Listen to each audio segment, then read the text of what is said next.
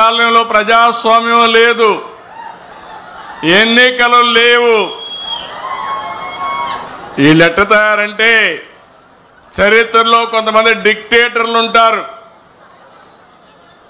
వారికి ఏ గతి అయిందో ఇక్కడ కూడా మీ ప్రవర్తన మార్చుకోకపోతే మిమ్మల్ని ప్రజాస్వామ్యం క్షమించదని మరొక్కసారి హెచ్చరిస్తున్నా. ఇన్ని సంవత్సరాల అనుభవం ఉండే నేను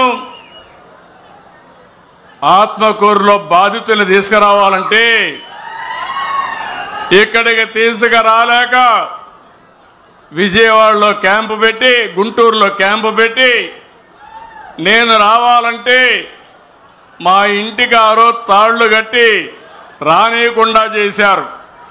ఆ రోజే చెప్పా, నా ఇంటికి తాళ్లు కట్టారు కానీ మీ మెడకు ఉరి తాళ్లు వేసుకున్నారు, జాగ్రత్తగా ఉండమని అప్పుడే చెప్పాను. అదే జరిగింది. చాలా అరాచకాలు జరిగాయి. మున్సిపల్ ఎన్నికల్లో ఆ రోజు మన నాయకులు వస్తే వాళ్ళ మీద దాడి చేశారు. అందుకే నేను చెప్తున్నా, రాయలసీమలో ముఠాలు లేకుండా చేశాను. ఈ రోజు చెప్తున్నా, పల్నాడులో కబద్దార్ జాగ్రత్తగా ఉండండి. రౌడీజం చేసి నేరాలు ఘోరాలు చేసి,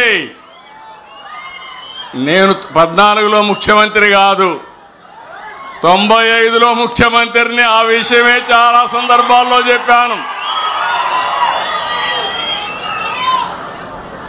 మంచి కార్యక్రమాలకు రండి, ప్రజల అభిమానాన్ని పొందండి, నేరాలొద్దు, ఘోరాలు చేయొద్దండి, ప్రజలపైన దాడులు చేయొద్దండి.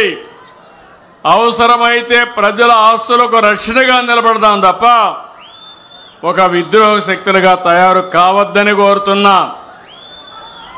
అందుకే ఈరోజు వచ్చింది, ఒక మంచి కార్యక్రమానికి వచ్చాను.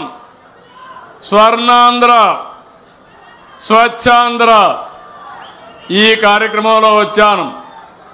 నేను వచ్చింది మీరందరూ ఒకే గుర్తుపెట్టుకోవాలి, నేను వచ్చింది పరిశుభ్రంగా ఉండడానికి చెప్పడానికి వచ్చాను. అంటే చెత్త తీస్తేనే సరిపోదు, ఈడ మనసుల్లో మొత్తం చెత్త ఉండే వ్యక్తులను కూడా పూర్తిగా కడిగేసే తప్ప, ప్రక్షాళన చేసే తప్ప ఈ మాచర్ల బాగుపడదని మరొక్కసారి మీ అందరికీ విజ్ఞప్తి చేస్తున్నా. నేను అందుకనే